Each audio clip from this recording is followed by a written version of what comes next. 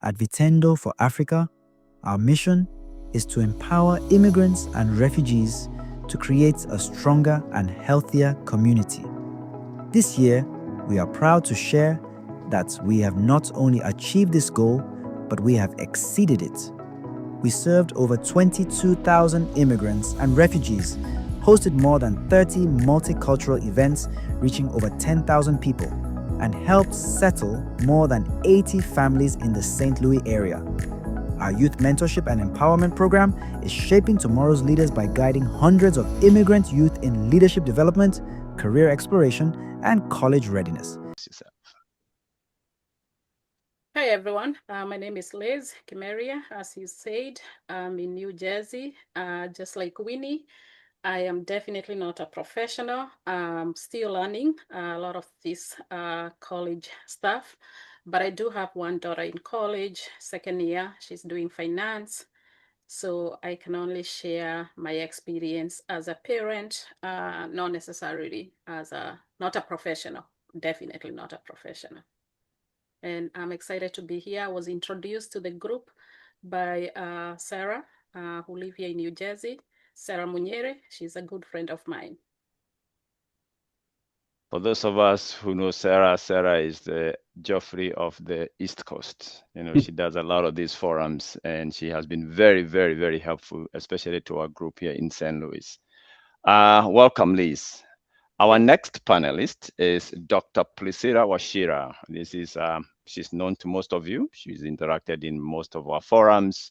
I feel like we have used her for everything, and we are still using her. We will not stop until we drain her tank. Welcome, Dr. Priscilla. That's a new one. Thank you so much. It's an honor to be here. I am coming in with an educational background, also licensed professional counselor. So definitely have worked with students who are navigating that transitional identity and just overall experience. So I hope to provide feedback and insight to help parents assist them as they are transitioning through the various life stages of academia. Thank you for having me. Absolutely. Thank you, Priscilla.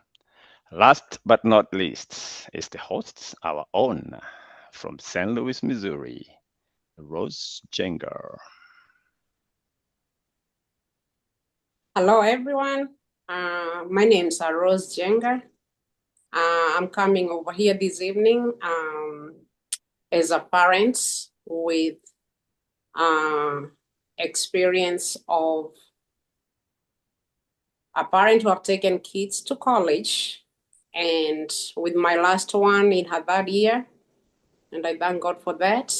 So couple of hiccups here and there throughout as a college parent, and also standing in the gap of a mentor in our St. Louis community with our kids, our adult children. And I feel so honored to be here this evening. Professionally, I'm a nurse in mental health, background in mental health nursing, and road to professional counseling. And we'll see how things go. Welcome, Rose. Thank you. And welcome everybody else. Now to get started, I will take about a minute or so to introduce you to Geoffrey Soyantet, who is our CEO for Vitendo for Africa, for a word of welcome.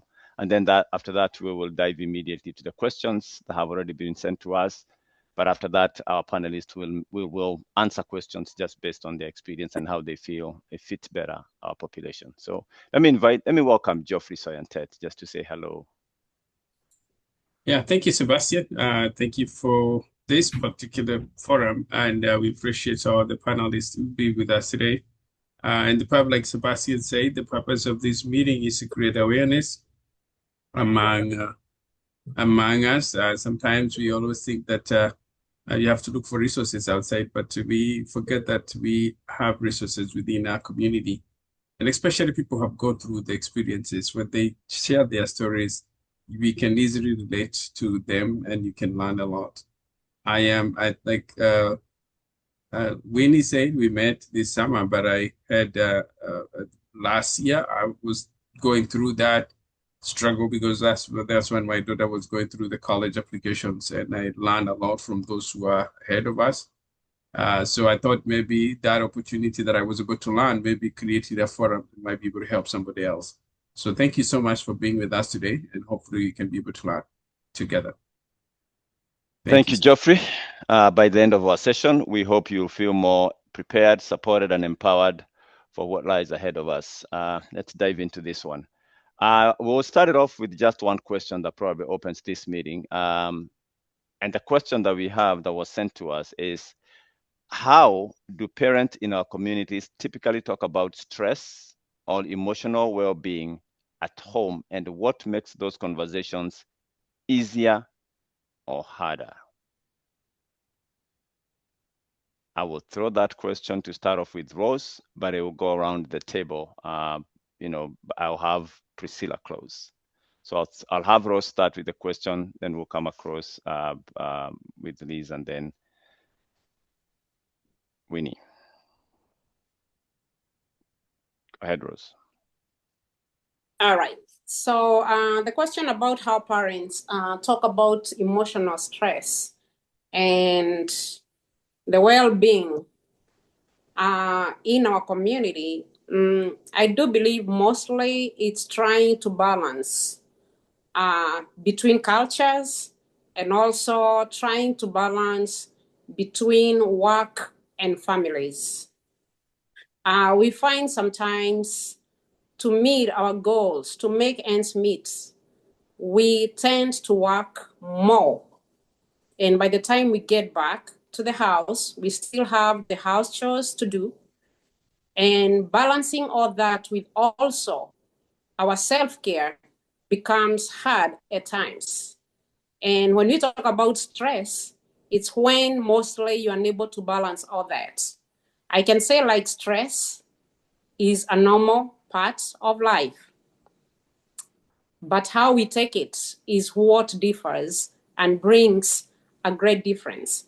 So most of the time, balancing work and our family life is what tends to bring stress to us.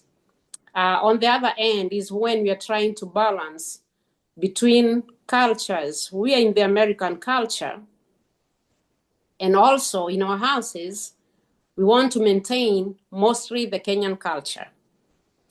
Too unfortunate when we have our kids who are more than 90% covered in the American culture time. The minute they leave the house in the morning, the minute they come back in the evening, the balance that we want us to maintain, or we want them to maintain with us, sometimes we don't meet those goals, and we tend to see it as stress. So to me, I can actually say those are the two things that I feel like they kind of bring stress, or we try to talk about stress when we are unable to balance those things. And probably we need to understand how to balance those two things.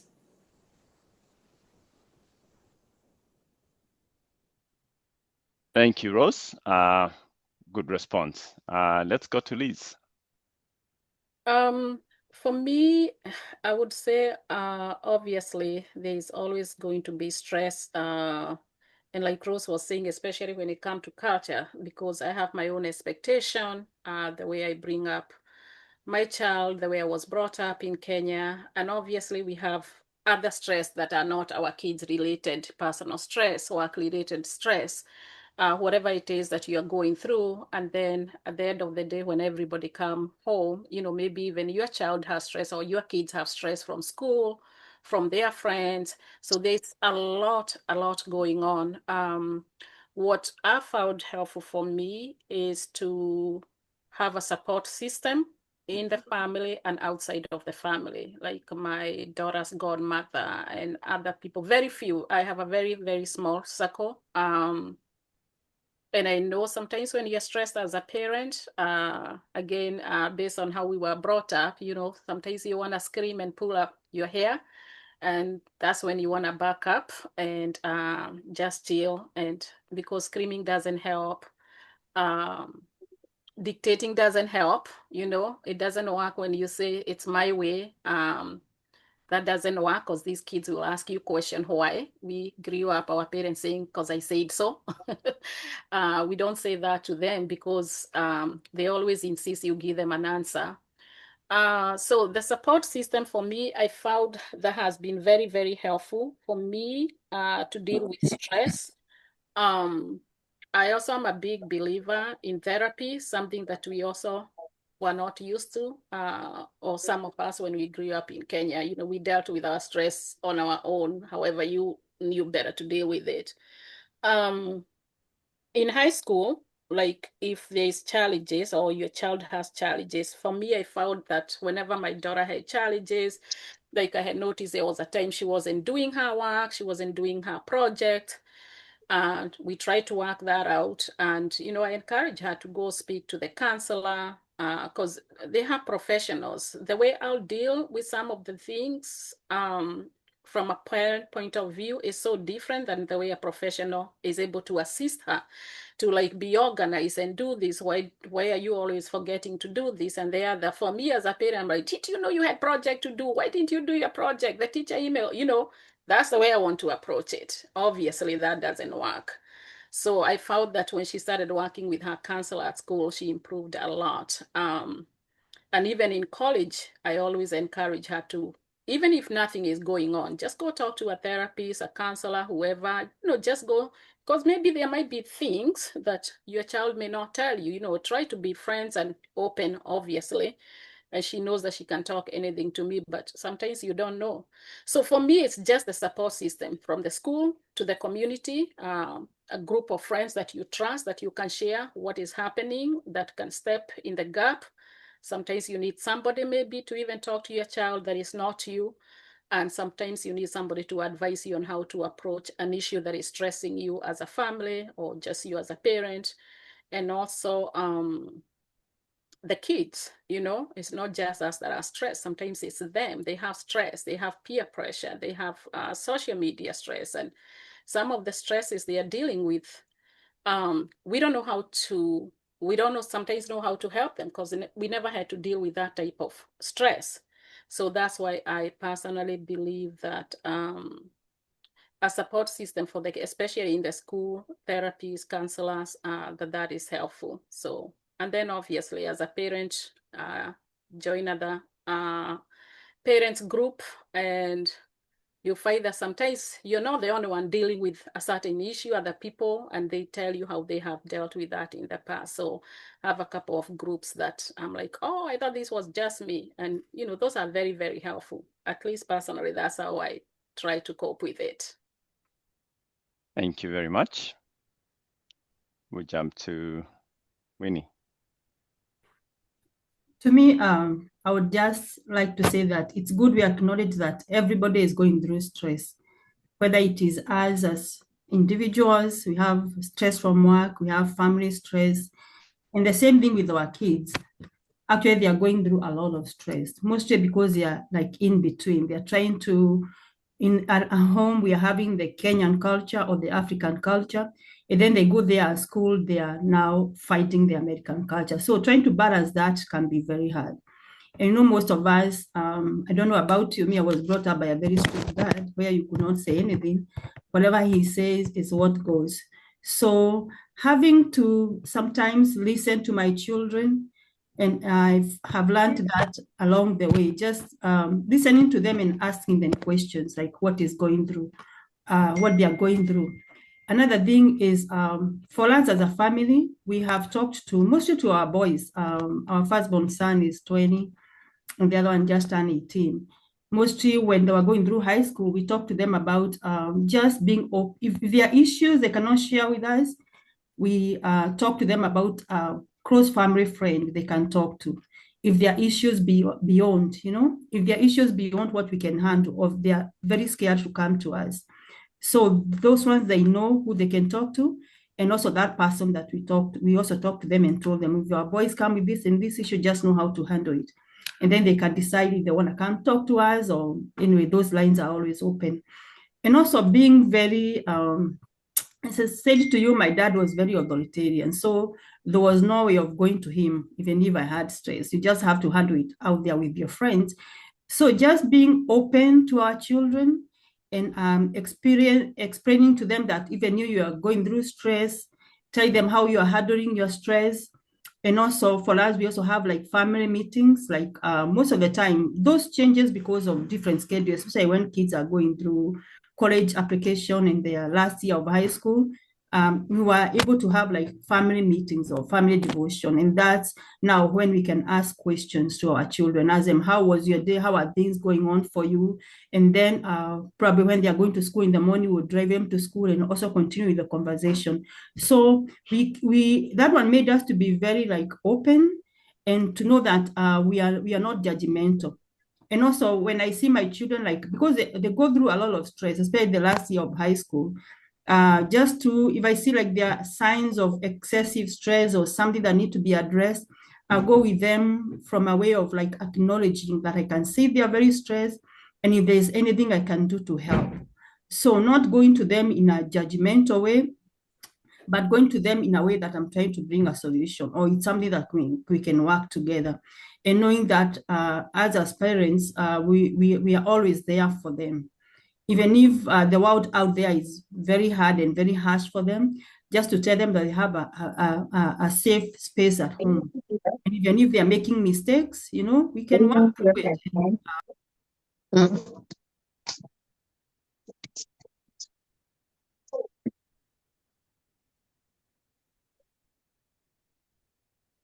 Sorry, I think.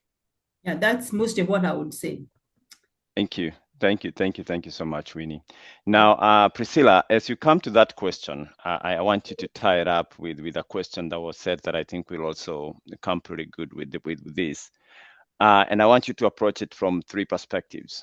One, as an educator, two, as a professional, and number three, as a person who has gone through that process and where you are now, however you tie it.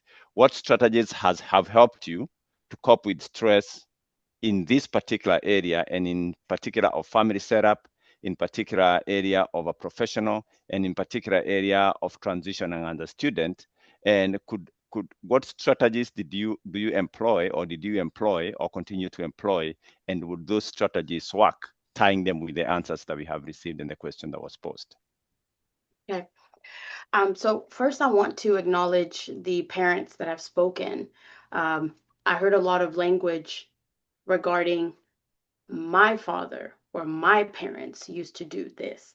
And I think we need to reverse back to the familial structure that is built in regards to how the parents parented the parents that are here now. And so what we're seeing is a lot of survival based parenting that is shaped by migration. We have to look at our colonial history and that intergenerational hardship. So when families migrate to this new space, um, education is a lifetime investment. And so stress may not necessarily be talked about from a Western perspective. We may not say, how are you feeling? Instead, using language as in, you have to push through, or this is how life is, or we didn't come this far for nothing. We came here to start a new life. We're putting money into this. And so instead of having conversations that are from a resiliency based perspective, the unfortunate thing that tends to happen, and having parents who are aware of this is key. Um, a lot of the language that is used is uh, success is more of a collective thing. This education is for our family, and it is, but sometimes parents can feel that pressure to guide their children without knowing the system. But here today, we have a panel that is leaning into that is aware of the way I was parented cannot be brought into how I'm parenting now.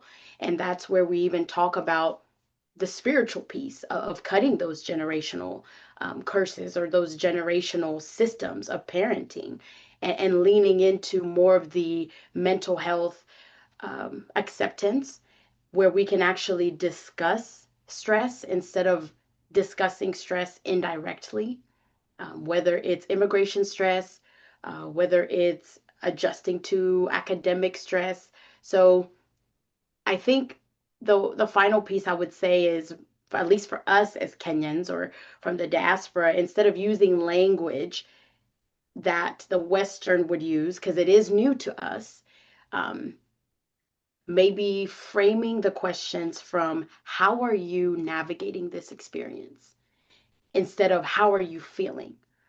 Because both parties are still adjusting to this new language, right? And so the parent may feel uncomfortable to start a conversation with, how are you feeling? Because we have to look at the past. That was not demonstrated to them. That is not our history, unfortunately. But immigrating to this new space, we can now rewrite that. So one of the ways that parents can talk to their children and navigate this is framing mental health from a functioning place instead of feeling. So, how are you coping? How is your energy? Rather than how do you feel? And connecting emotional well-being to success. So, wow, today you had a good day. It sounds as if you're doing better mentally. That's a way to frame it. And also normalizing stress as transitional. I think the first thing we need to really acknowledge and kind of set the foundation here is stress is not a negative thing. Stress is actually highlighting that something is happening. There's a big transition that's happening, and everybody cares about it. So we want to lean into it. And if we frame it that way, it removes the sense of, oh my goodness, this angst, this feeling of dread. No, stress is just letting us know we need to prepare and prepare well. So to answer your question, Mr. Sebastian, how did I navigate this? Um, I think my father played a big role. He was more of the ac- academic cheerleader, and he understood that we needed spaces to adjust. He didn't rush us to get everything together. He would ask us, what is it that you are navigating and what is it that you are not? And he welcomed questions, right? And I think that allowed us to explore how to set up our academic success, because the way one student studies may not be the way another studies. So all of that behavior plays a role into the success. And I think that's what he did well, is to highlight our strengths, and give us that space to share our experiences. So he didn't view us being behind as a negative thing. He viewed it more as, okay, this is an area I can step in and bridge those gaps. So right now, as I'm completing my doctorate, I will just say the uncertainty does not end, but it becomes more manageable. Again, the academic experience is transitional. It is not just based on grades, it is an identity transition. And so, as parents, I think Miss Winnie or someone talked about being aware of, oh, my child, excuse me, is behaving differently now that they finished their degree. Oh, wow, now they're going into their graduate school. It sounds as if they're more resilient. Yes, they are, because they found what works for them. For me, I could not study in a group setting. I did not thrive in student led organizations. As much as those are good, I could not be in those groups because I would neglect studying. And so my parents had to just accept that I would not be amongst the campus events. I would be more solo studying because that is what worked for me. Whereas my siblings could balance both. They were in multiple organizations and were successful. So when your child comes to you and says, I don't think I want to be a part of this, it could be because maybe they're realizing this is not helping me focus on my academics. So back to you, Mr. Sebastian. I hope that answers. Beautiful. I think there is one thing that across all our panelists is understanding how stress is transitional. We are not running away from it. It is an idea. It is something that is telling us something is here that we need to address it. And I think if you're taking notes, we appreciate that. The next question goes to you, Winnie. What has been the most stressful part of preparing your child for college so far? And what is one thing that you would tell every parent, take note? As I said, me and my husband have 2 children in college. And I would say the whole process, what I would like to say first of all is that there's so much that we don't know as diaspora parents. And we are not educated, though we are in an informational stage, and we think that the school is going to give us all the information. When my son was going through his last year of college, I joined a group for the class of 2025. And I came to realize how much, I thought I got it together, to say the truth. My son was doing good, he had good grades, he was volunteering, and I thought we had it together. But when it came to college application and getting the results back, and also following the conversation that those Facebook page, I came to realize like how much we did not know. So the whole process of doing the essays, applying for college, to me that was very stressful. And also getting the results, like you are getting a rejection there. My son, there are some colleges he really wanted to go to and he did not get it. So he was very disappointed. And I want to say, even me as a parent, I was very disappointed. But I also came to realize that we thought we had it together, we thought we knew, but there's so much that we didn't know. So I would like to encourage all the parents that are here, like those who have got kids in the class of 2027, probably, or 2026, there are Facebook pages out there that can help you. And also the issue of not thinking about, I don't know you guys, but me, I don't have like 150,000 or much money to take kids to colleges. So I would see them applying for college and I would say, oh, this is too expensive. But you don't want to say anything also. Just thinking that my kid may get admitted to this school and then I will not be able to afford it. One of my friends shared to me, and then her daughter was telling her, Mommy, you knew all these years, when they are graduating, they're like 18. All these years you had not saved money for us to go to college. Most of them, they don't know that we go paycheck by paycheck. And if you have a little saving, it's just not too much. So college is quite expensive. Like going to college now is almost 60,000 per year. Multiply that by 4 years, So our kids don't know that we don't have the money, and thinking that they may get accepted to their dream school and you not be able to afford it was really also weighing down on us.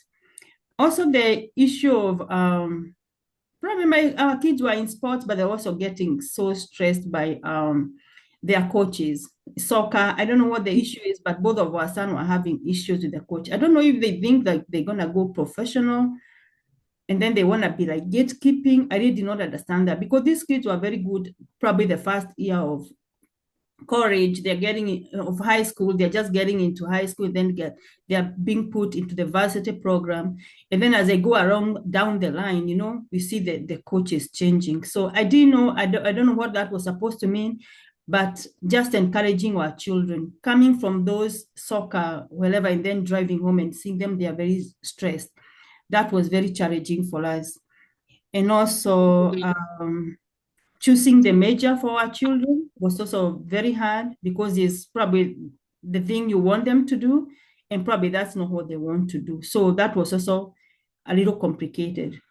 So I'll just tell our parents, we just need to be able to educate ourselves, because to say the truth, there's so much we don't know. And let's get into, even if your kid is doing very well, look for internship, look for volunteer hours. And also those volunteer hours, let's imagine that the child is going to do engineering. Don't go volunteer in like food pantry. Just get them to a place that align with what they're going to study to college. If they want to do something with healthcare, take them to a clinic, take them to things that align with what they're going to study in college. So I want to encourage us to just get the information. There are a lot of information out there. But I know some of us, even as parents, we don't go on our social media, but that is where things are. So you have to get out there, educate yourself so you can help your child, because those acceptance letters start coming in, I'm telling you, you're going to be so disappointed. So let's educate ourselves. Me, I didn't know I was supposed to do that, and I'm telling you what I thought I knew as a parent. So let's get educated, let's get to know what is out there, and help our children. And yeah. Thank you. Thank you. Thank you so much, Winnie.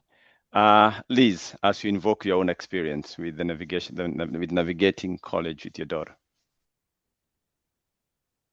For me, after she was done with high school, obviously, when we were getting ready for this, I think my biggest challenge was drawing the line, like what should I do to assist her, obviously as a parent, and what should I leave out to her.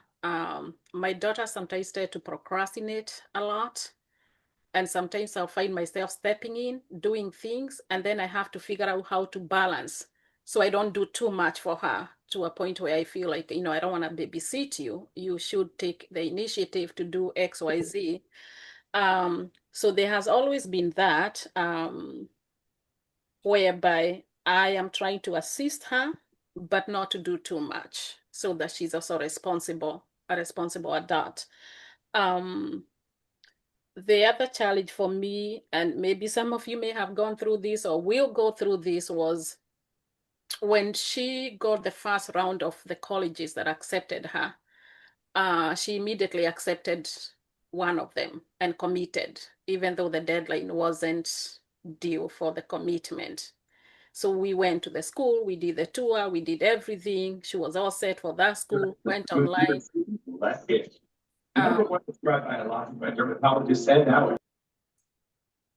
All right, so went online and started like mingling with the other students and all that. Then about probably a month later, another acceptance letter came. And she decided now, even though she had committed to this university, she's gonna go to this other university, which was out of state. And right there, stress kicked in. And like Winnie was saying, obviously, when a child goes out of state, it means you have to pay more money. And but we went and toured the college, and it was really good. Researched a lot about the college. It was a very, very good college. And so I had to support her, even though we had committed to this other university in my state. So those were things, but because she had scholarship, I did support her in attending that out-of-state university. And as far as the money, there was a lot of money that are out-of-pocket money, because she could not get scholarship, or rather she could not get state money from New Jersey because she was going to university in another state. So she lost that money that is given to other students who are here locally. Then when we went to this other state, she could not get money from the state of Maryland because she is not a resident. So as a parent, you have to come up with that money. Obviously, the university had given her scholarship, but there was still a hefty amount of money. So I was talking to a friend, again, that's what I was talking to earlier about the support system. I was like, I can't believe all this money. And they say, why don't you write to the university and explain XYZ? And then she said, take the other scholarships that she's been offered by other colleges and let them compare. And that worked for us, because when I wrote this letter to the university, I said, hey, she really wants to come to your university. We have research, we've had good things, but she also has other universities, and this is what she's been offered. And she was able to get another extra $40,000 that I didn't have to come up with. So that can be stressful. So I would say if the deadline for commitment is not here yet, advise them not to commit, so that they don't commit to one university. You pay the registration, whatever enrollment fees, and all whatever fees you have to pay at the forefront. And then a couple of weeks later, a month later, another university that your child want to go to come in, and now they have to cancel this one and go to this other one. What else? Somebody mentioned about I think sports. My daughter was in tracks, but she pulled out, so that wasn't going to work. But she did volunteer. So if you have kids in high school, they can, I guess they can get some scholarship through sports, if they're in sports, but my daughter was able also to get some extra scholarship because of the volunteer work she had done. And volunteer work could be just as feeding the homeless people in a homeless shelter. How she did theater in high school, and she would volunteer to do what do you call it, lighting for the church. She also did lighting for another community, another town that is not even our town. And to this day, she still does lighting for her former high school when she's home. Whenever they have an event, they call her and she goes and she does lighting. So that helps a lot. So any type of volunteer work, whether it's in church, in the community, I think that's helped. That helps a lot. But that was my only challenge. To this day, I'm gonna wait for the professionals to tell us how to balance, when are you doing too much as a parent for your child, especially if they procrastinate. I was talking to my daughter today and I was reminding her, hey, you got to feel FAFSA. FAFSA's been open since I don't know how long ago and she still hasn't filled it. So where do you draw the line? So you're not doing too much and they just wait for you to remind them. Thank you. And our next panelist, Rose, as you answer this question, I want to tie it a little bit. That way we also we are good with time. And she alluded to that, and that will go to Priscilla too. How do you balance your own expectation for your child's future with their personal goals as you answer this question of what has been the most stressful part of you preparing your child for college? So you dip it twice, dip it as as a mother, then we come to the second part. How do you balance your own expectation for your child's future with their personal goals? Then we'll get to that. Oh, okay.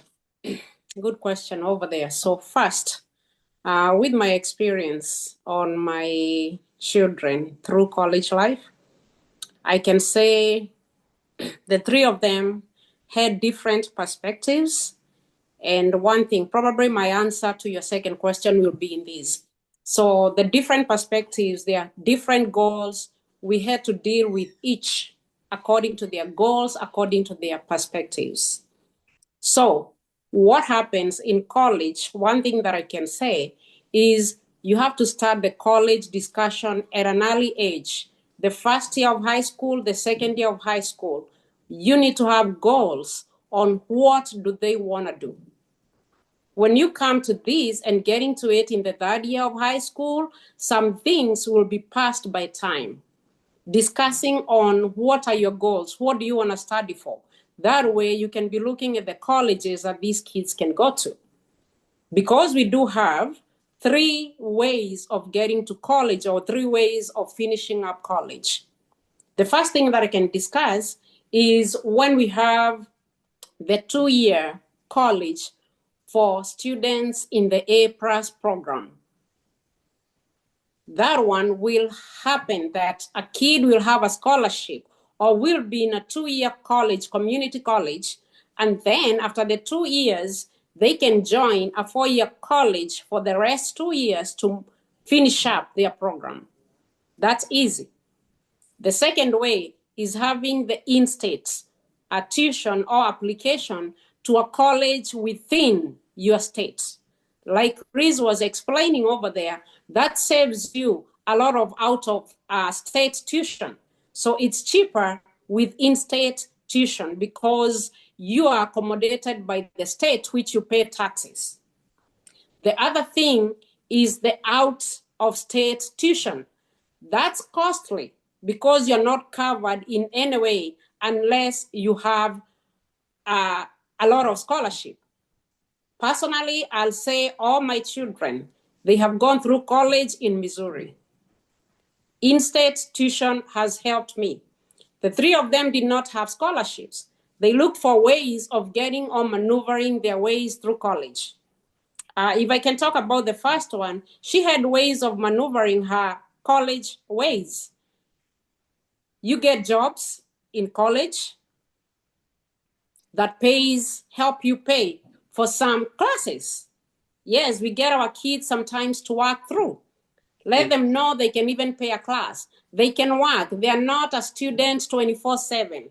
They can do some college jobs and make a living out of that. The other thing is getting the kid after the first year of college, whereby this is something that I had promised that I'll discuss with parents over here. The first year of college seems to be easier because when they are getting these applications, they get all these scholarships within the first year. That is like throwing some maize or some corn to chicken when you want to catch them. I translate that in our language. So that's what happens in the colleges over here. So you find these kids, they have a scholarship of 500 here, 1,000 here. So the first year, you find like the whole tuition is covered. So you chip in a little bit. But when it comes to the second year, you find no scholarship, little to no. So things become hard. And what I've seen is a lot of kids are kind of dropping from colleges, from universities within the second year. Reason, the first year went smoothly because there were scholarships. Second year, nothing to little. That way, as a parent, if you had not prepared like the 60,000 someone was talking about, then you end up losing it because you cannot handle that. But if we know that we have to prepare even the second, the third, and the fourth year with a lot of things, let these kids continue applying for small scholarships. Let's not ignore the 500, the 1,000. I had talked about it another time because all these put together, they can be able to pay for classes. Then the other thing that can be helpful after the first year of college, which they're supposed to have dorms and everything in the school, get them out of the college dorms. If I can tell you the truth, most of the total college tuition, almost 3/4, comes from the housing and food. Tuition is maybe a third of the whole tuition. So if you can manage to pay for tuition and get a rental house, that as a parent, you can get those houses outside the college, pay for it, and then manage, let the kids, they can take care of some bills, the small jobs I'm talking about. Help them the much you can. You can find out like you're not even using $700, $1,000 per month, and you can be able to maneuver that, which I did with my first daughter. The other thing is, if they can commute from college to home, and that's why in-state sometimes become easier.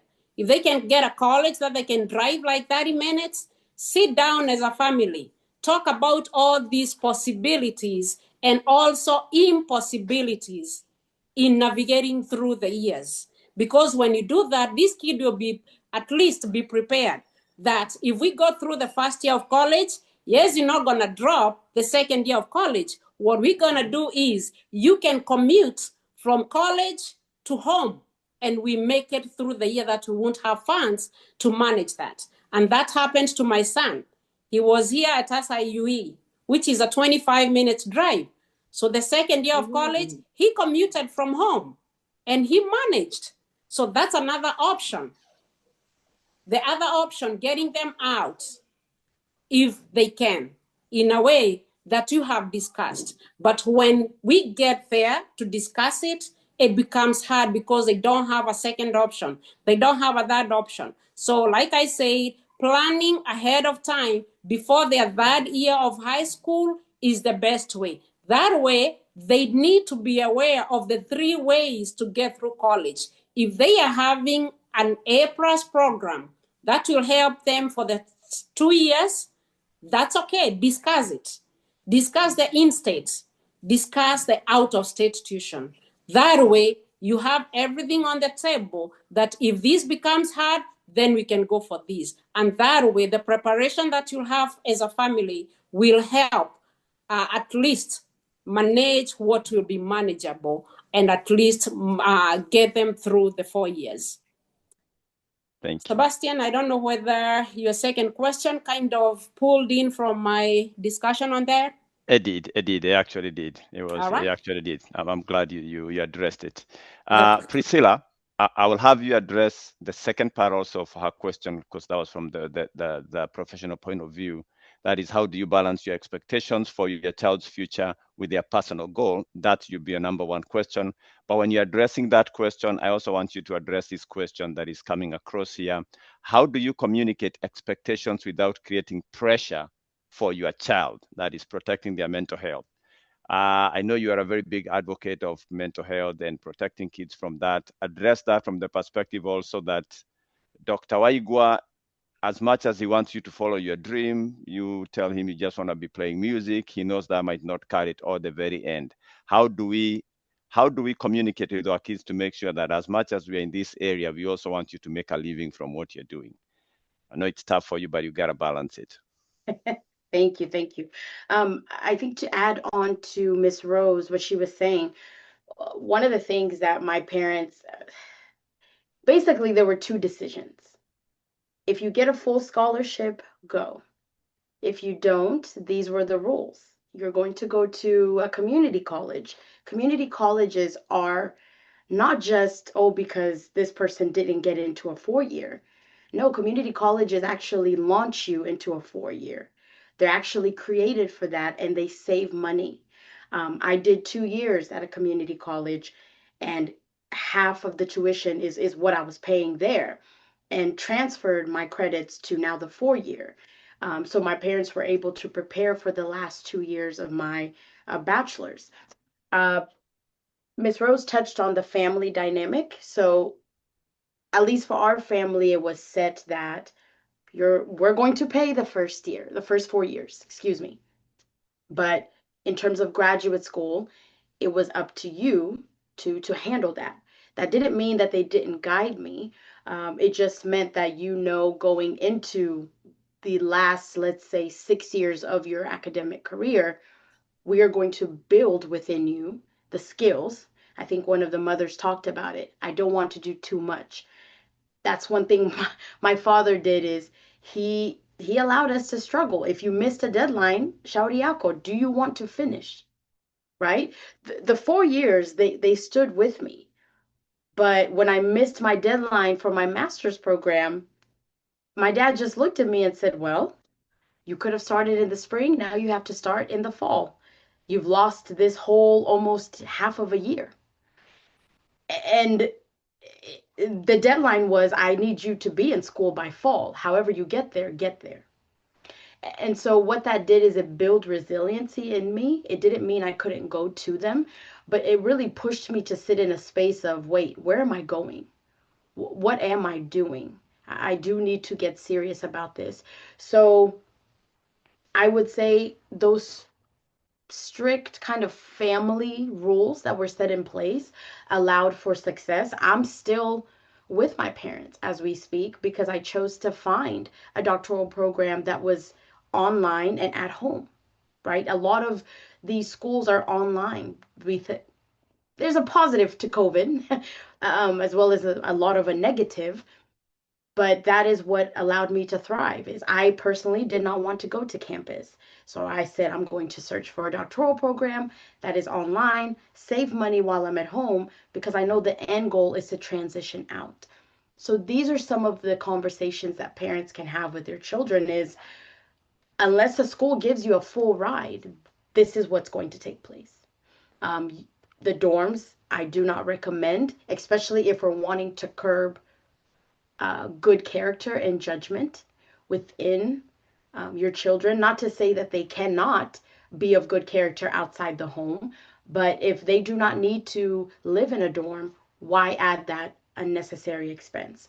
So I commuted for 6 years of my academic degree until I went to my doctoral program. So I hope that helps answer your question, Mr. Sebastian. I know you touched on the mental health piece. Yeah, it was the second part where I was asking, how Yes. do you communicate? Yeah, go ahead. Yeah. I think with the parents, you have the upper hand here. As much as your child may push back, the money's coming out of your wallet. Again, My father said, unless they're giving you a full ride, if you need to, we will drive you. He used to say, I'll drive you to New York if NYU gives you a full ride, and is covering your dorm and everything. But if a university is not, this is what you're going to do. So get acquainted with the universities around you, because at the end of the day, allow me to speak from a university lens. When universities are doing interviews, it is good to be of a prestigious college, but a lot of universities are looking at grades and volunteer activities. It could be serving in the church. It could be serving, maybe you make it as a family. We used to go and feed the homeless. Those are the things that universities are looking at, is the more holistic piece. Just get the education. The school necessarily, I'm not shooting down Ivy League schools, but it's not of concern, especially where your wallet is involved, parents. So if there's a 4-year in your area, have that conversation with your child. And if that pushback takes place, it's easy to navigate and say, well, are you going to fund this, or is this me? This is the reality of what we can do. So I hope that helps there, is just having that dialogue and kind of letting them know they do have a choice, but they don't. Unless you set up boundaries to where my father did. Graduate school is on you.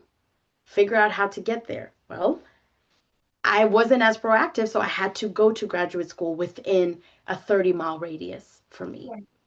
Thank you. Thank you. Thank you. That is actually very helpful. I think what we are gathering from today is very important in terms of us getting people to understand the importance of community colleges, and also understanding the fact that if somebody wants to go to a particular school, there is no problem with that. As long as you get the scholarship to that school, we will be part and parcel of cheerleading team to take you to that place. But in terms of us sucking it up, just to be part of that process, and I think Liz was very profound in terms of explaining how expensive that can become. We are now at 6:59, and I want to just have 1 minute each. I'll give you 1 minute each. It's a parting question, but also if you have something you'd like to add, take us about 5-4 minutes. And this is mainly to help us now understand this whole thing of college and parenting is in your own, in your own culture, or rather as a parent who is an immigrant. What does success after college look like? How does that compare to what you see here in the US, and how are you going through it without putting anybody into stress or putting yourself into stress? It's a 1 minute answer or 2 minute answer if you go to the most before we get to the final part of it. And I will start this one with Rose. In your own culture, what does success look like after college? Because that's where we start. What does it look like when they finish college, where you can say, we are looking at successful, this is successful, going to the fact that we have always been told that let them follow their dreams. And okay, I know where you're going after this, we'll still be with you. I also want to chip in and tell you, hey, this is where mostly you'll be able to harness your abilities, because we know abilities of our kids too. So in your own culture, what does success look like after college? How does that compare to what you see here in US, and how are you navigating that? I can say that success, in my perspective, is the first thing is accomplishing the goals. You went college to study for one program or the other. And from that, you can navigate towards your dream. Because what I can say, finishing college, we are talking about here, it's not about the undergrad. And this is where parents, we are mostly helping our kids navigate the first 4 years of college. That does not get you to your dream career. So at one point, you might feel like going to a grad school to do a master's program will get you more. So the first achievement of your undergrad program, did it get you to where you wanted to be? Because if you are where you wanted to be after the 4 years, then navigating the next years of what you want to be is possible. So still being at your path of what you want to be is what I count as success. Not getting there, it's being on that path. Because as you're in that path, you can continue navigating as you work, because you have to pay for these bills, life has to continue, and also you have to continue following your dream. Because sometimes I wonder, when are we going to get this dream? Because I'm still chasing mine too at my age. So following your dream, going to the path and not losing focus on your path is what I count as success, because we cannot say that we are there yet. Nobody is there yet. But making sure you are in your path as you navigate what you want to be, to me, is what I count as success. Because you're not stressing in what you're doing, you're enjoying it as you continue navigating and figuring out what next. That's how I can put it. Thank you. And as I come to you, Liz, maybe dwell on this part most. Was FAFSA a stressful process for you? And was your income was there a big part of it? And how did you navigate through FAFSA as you answer the success questions? Inject that, get a bite of that. Not really. FAFSA last year, was it last year? When my daughter joined, last year, there was some issue going on with FAFSA nationwide, but that was them. But once they opened, I wanted to pull back and have my daughter do. Obviously, there's a part for the parent, because it's all based on your taxes. It's on these two sections where the student feel one part, and as a parent, you feel one part. Obviously, she a little bit procrastinated on that. I had to keep reminding her. It was easy because it pulls from your income, from your IRS records. And then I guess they have like a table of income, if your income is this bracket, and I guess the number of people in the household. So she did qualify for that. The challenge was what I was just saying earlier, which we already discussed, her going out of state. So she could not get the state money. Trying to think about FAFSA. Well, we are back into it right now this year. But I didn't have any challenges with FAFSA, Absolutely, to no be problem. quite honest. It's pretty easy process. All right, Yes. Winnie, also go ahead. You had something else? Oh, no, I was going to say, unless you had any specific question as far as No, FAFSA. I just wanted you to say your experience with FAFSA as you completed it. It's been pretty much okay. And as we get to Winnie, the biggest problem we have seen with our parents is you have never discussed your income with your children. So as they pick colleges, they are picking colleges based on how you have held the household. In terms of income, they have never known how much money you make. And the first time they see how much money you make is when they see that the 1040 that is going to be uploaded to your taxes.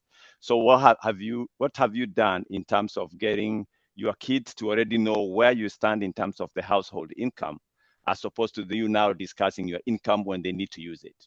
I think that has been a big problem that I've seen this question here. You've never told your kids or your family how much you make. They just know you have money. But how much in particular? No. So they have picked college based on how you treat the household. And now you can't hide it anymore. FAFSA imetokelezea. You have to upload your 1040. You have to show your W2. And all of a sudden you're telling them we don't have money or we don't make enough money. Or the vice versa. They come and discover and say, Mom, I did not know we have this much money. What have you been doing with your money? Sending Kenya? So Winnie, come up, take a bite of this. How do you define success, and how did this FAFSA thing come to you? And was income an issue for you? Let me say that FAFSA was a little challenging for me. I think we did it on this table, I remember. And the thing is, as the parents here have said, you have the child have their section to fill, and you are parent, you have a section to fill. And then that's when they came to know how much you make, because there's no more hiding. You're doing it together. You're saying how much you make per year, all that stuff, all your assets and everything. It's a very time of a lot of vulnerability for the parents, because sometimes your kids think you make too much and probably don't make that much. Some of them, probably you make a lot, they're getting to see how much you make. So just be prepared. They're gonna know how much you make per year and your income. And some of them are gonna be surprised. So at least they got to know how much we made. To me, that was a real surprising. So, and it wasn't hard. Actually, to get started, it's just like 15 minutes, and then you have these other things that you need to fill. And as our sister, I think Chris have said, they pull your taxes. If you have been able to file your taxes, they pull it from the IRA, so you don't have to do a lot of stuff. So that is there from there. So to me, it wasn't hard, but the challenging part was just laying it down for my kids to know how much you make as a family. And now from there, they get to know, are we affording this thing or we are not? So the other thing about how success look for us, for me is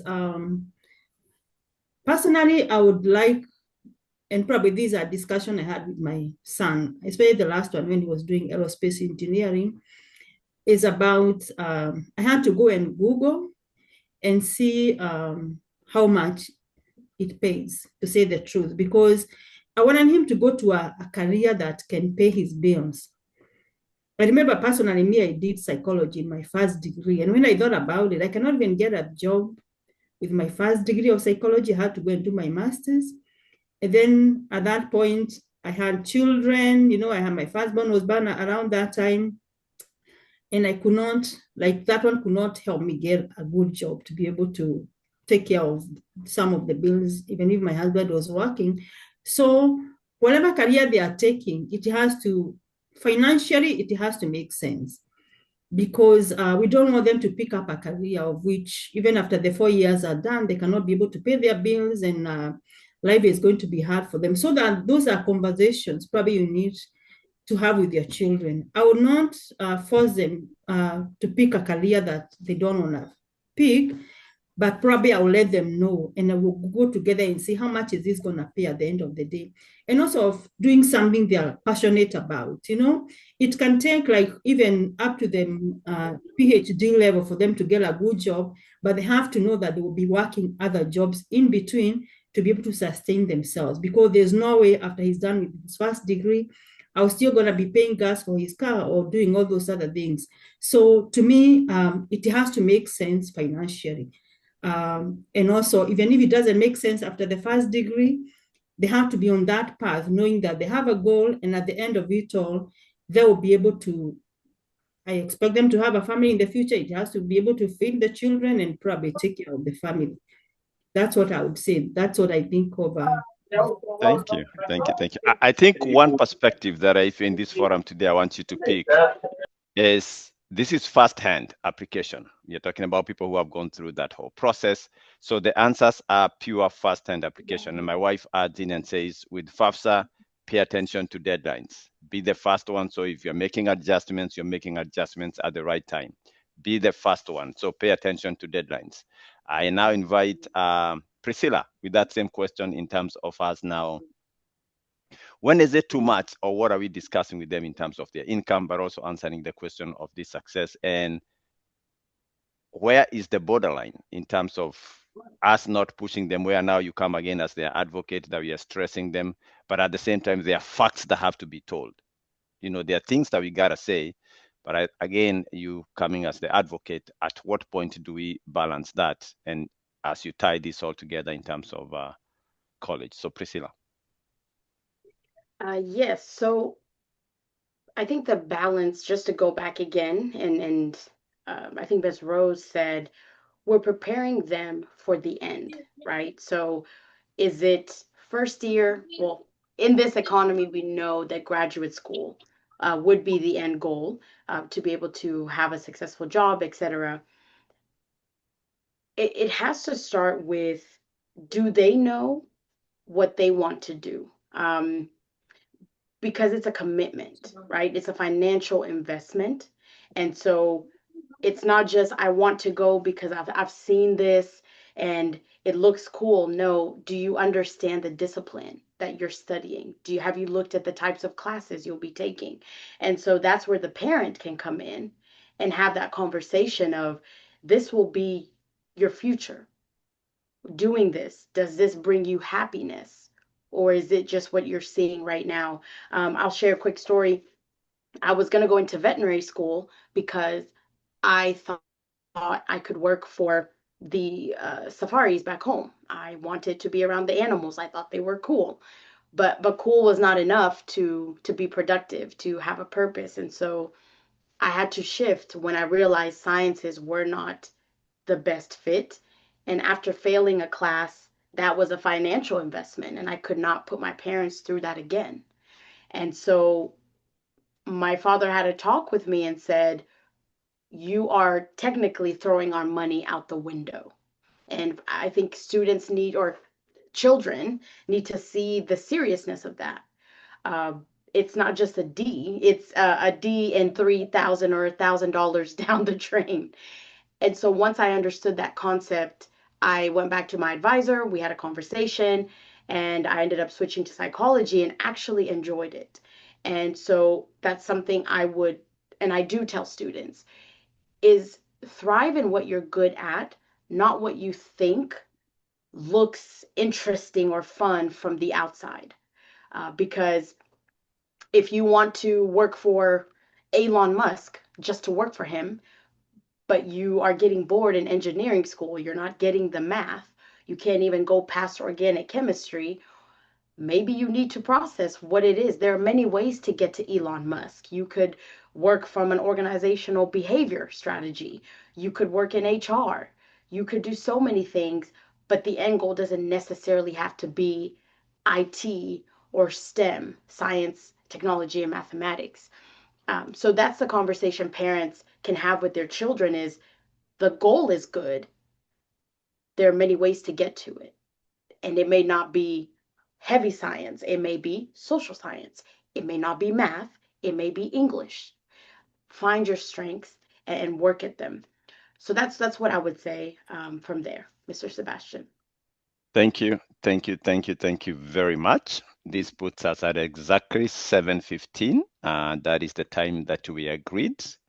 Our goal today was to make sure that we stay involved in our children's college journey, but also while giving them the independence. But we have to be part of that journey and also being able to provide the resources, and that the finance cannot be escaped in itself from what everybody has had here.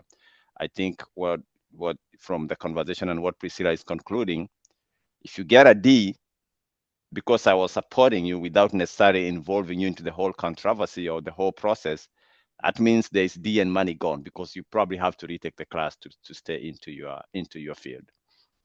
So I want to say thank you. I don't know if we have any question that is shoot out there. I think I touched most of them. To answer a question Yes. on the comment section, it's Yes. saying, please talk about the pro and cons of FAFSA loans. Yeah. I don't think FAFSA loan is to help it. Most of us, to say the truth, do not qualify for FAFSA is not for loans. Let me just say that. You can go apply for loans afterwards, but FAFSA is just to help the school know how much probably scholarship can give to you, according to my understanding. And every parent, no matter how much you make, we are expected to fill the FAFSA forms. You're supposed to do that. But most of the time, most of us, like, if you're not like, if you don't qualify like for food stamps and things like that, you may not qualify for money from the government. You can qualify for other scholarships, but not FAFSA. I would just like to say it is not. There's no connection between that and the loans, according to me. But I don't know what other parents can say. But they will be able to gauge how much money you can get from the government after you fill that form, according to your income. But it is not like you're applying for loans. But everybody is supposed to fill the FAFSA forms. That's how they come to find out how much money you make when you tell them we don't qualify. They're like, why? We make a lot of money. What do you mean? Mm-hmm. Is Joy there? Can we go? If not, that is okay. Okay. Just to chime in with the FAFSA, I know even for my doctoral program, applying for it gave me grants. And so those are things you do not have to pay. And so for me, it was just continually applying just to get maybe $4,000, but it's, split up into those semesters. $1,000 on top of the installment plan can cover quite a bit.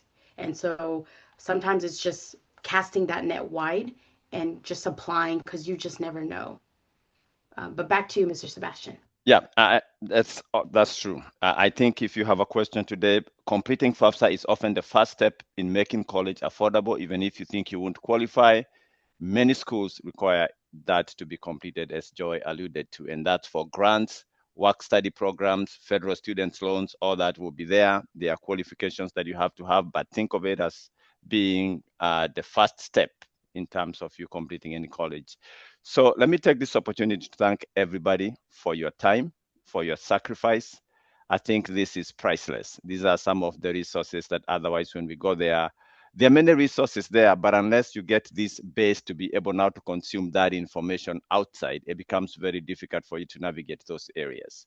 But now with this understanding, basic understanding of what we have dived into today, you now understand the importance of joining Facebook groups of people who are in the same category like you are with your children or where your kids are, because you learn from each other and then now checking them with what we have gone through here today. So for our panelists, thank you, thank you, thank you, thank you. We look forward to see you again. Same time next year, we'll have this. But now I'll hand this over to Geoffrey for a vote of thanks. And also for our participants, people who attended, thank you for actually keeping time. I think we had a full house by 6:05. We had a full house. Thank you so much for understanding the importance of information. It is priceless and it makes a very, very big difference in your decision making. So I'll now invite Geoffrey, Soy, and Ted for a vote of thanks. And after that, we'll set you all free. Thank you. And my name is Sebastian, and you all have a good evening. Great. Thank you, Sebastian. You always do a good job on this. And thank you so much to our panelists. You nailed it. That information you shared, it's going to change somebody's life. And for those who are listening, please get that information, share with others, talk to your friends, and be the resource that people can always come to whenever they need some help. I saw there was a text there where we need to have a conversation for those who are recent graduates. Yes, we have that one coming up in January, because I know from next week there's will be a lot of festivity going on, but we have something coming up in January for students who those who graduated, and then those who are seniors right now, but also we want to tap into those who are also freshmen, sophomore, and junior, so that they can know what to do before that time comes. I see Sarah. Sarah, if you're there, for just to say that we work together with Sarah from New Jersey to do this for us, for both parents and students. If you have something, if you have a minute, you can just say hi. And if you know any other group somewhere that is working with the youth, please let us know. We like collaborating. It's through collaboration that we're able to impact more lives. Thank you so much, Jeffrey. I just want to take this opportunity to thank our panelists for the great job that they did tonight. Thank you so much for sharing the knowledge, the information freely. And thank you so much for all the parents and all the guardians who are able to join tonight. It's always good to be where the information is so that you can hear for yourself, you'll be educated, and even when you work with your children or you work with guardian counselors from whatever school your child goes, you'll be educated and you'll be able to share, from the point of knowledge. So very nice to have all of you, and very happy to be working with Jeffrey. Jeffrey, you do a good job, and we appreciate all the work that you do. Thank you, Sebastian, also for your leadership tonight and always. Thank you. Thank you, Sarah. I see Falam Kemi, did you raise your hand? Yes, I raised my hand. Good evening, everyone. Thank you for this program. This is a great eye-opener for me. I draw a lot of nuggets from the discussion. I just have two questions. The first question is that how do I connect to group of people? Okay, let me first of all introduce myself. I'm from Nigeria. I've been here for quite a while. My first child will be going to college very soon. So this really come at the right time for me. He's 17 right now. And I didn't even have any clue on anything to do, but I just like when I get to the bridge, I will cross it. So I'm glad something like this come up at this time. But I want to connect more. I would love to, to sit down, to have lunch or dinner with people that I can draw a lot of knowledge from, so that when the time comes for me to navigate this journey, I won't be lost. So that is, if there is a number I can call, if there is, um websites. I know somebody talked about social media and everything. I know there's a lot of information out there, but not all the information are really what is good for you or that you need.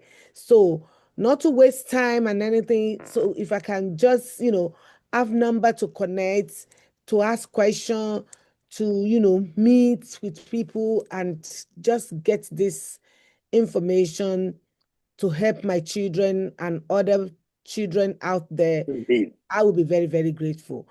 And the second question is that is it advisable for us to discuss our income with our children even when it's not yet college time for them, or we should just wait for that college time when we're feeling out faster to discuss it? I mean, it's just, a thought. I think for your network, we'll take your information. Vitendo for Africa acts as a bridge. We have a lot of networks here at Vitendo for Africa. And Okay. I think I'll get your number and we will link you up with even networks that are very local in themselves, in the sense of the people who identify also with us that have been very successful in navigating these waters, especially when it comes to college. But also we'll walk you through in that process. So we'll take your information and we'll link you with Vitendo for Africa. We'll bridge you into that area. In terms of income, this is not the Bible truth or the Bible answer, but from the discussion, it looks like we have to discuss our income as early as possible to manage expectation. Okay. Thank you. I appreciate your answer. Thank you. So that they don't start saying they want to go to heaven and pay out of pocket and then find out we make 40,000 a year. That's good. And I have provided the contacts there for our website and email you can always reach out to. There's also a link for upcoming events, but also that part, the last link that it says great document. That's a great resource that has all about scholarship, about programs that you can engage your kids when they are as early as 8th grade in a way to start help them build their profile. By the time they are becoming senior, they have a good profile that includes leadership programs, include also a college that they can be able to visit and do summer programs. Right now, we just had a session last week when we were helping them about prepare for the summer program. And we do that every year. And then at the beginning of fall, we also invite college admissions officer and they come and talk to them so that they can now plan ahead of what they will be able to do, just to avoid wait until too late when you're just about applying the college and you say, I should have known this. So all that information is out there, and we encourage you to always log in whenever we have this kind of forums. Other than that, thank you so much. Enjoy your Christmas, and take this time as an opportunity also to connect with your young person and your people and talk more about what's their dream, what their dreams are, and see how you can help. Thank you so much. Thank you. Thank you. Thank you. We appreciate you. That is awesome. Bye-bye. I'll play a video here so that for those who may not know about Vitendo, you can have. At Vitendo for Africa, our mission is to empower immigrants and refugees to create a stronger and healthier community. This year, we are proud to share that we have not only achieved this goal, but we have exceeded it. We served over 22,000 immigrants and refugees, hosted more than 30 multicultural events reaching over 10,000 people, and helped settle more than 80 families in the St. Louis area. Our youth mentorship and empowerment program is shaping tomorrow's leaders by guiding hundreds of immigrant youth in leadership development, career exploration, and college readiness. Together, our students have earned over $2.6 million in college scholarships, with 100% of participants graduating from the mentorship program and pursuing higher education or vocational training. In partnership with BJC Healthcare, Washington University, and the St. Louis County Health Department, we continue to promote preventive health education, vaccination awareness, and access to essential health screenings, reaching more than 1,200 families. Our initiatives include dental outreach, breast cancer awareness programs, and community health fairs that provide testing to immigrants who previously had no access to such screenings. Our work has received regional and national recognition. This includes honors from the City of Florissant and St. Louis County, and awards from North County Inc., the Business Journal, the World Trade Center St. Louis, and many more. Each recognition reflects our mission in action.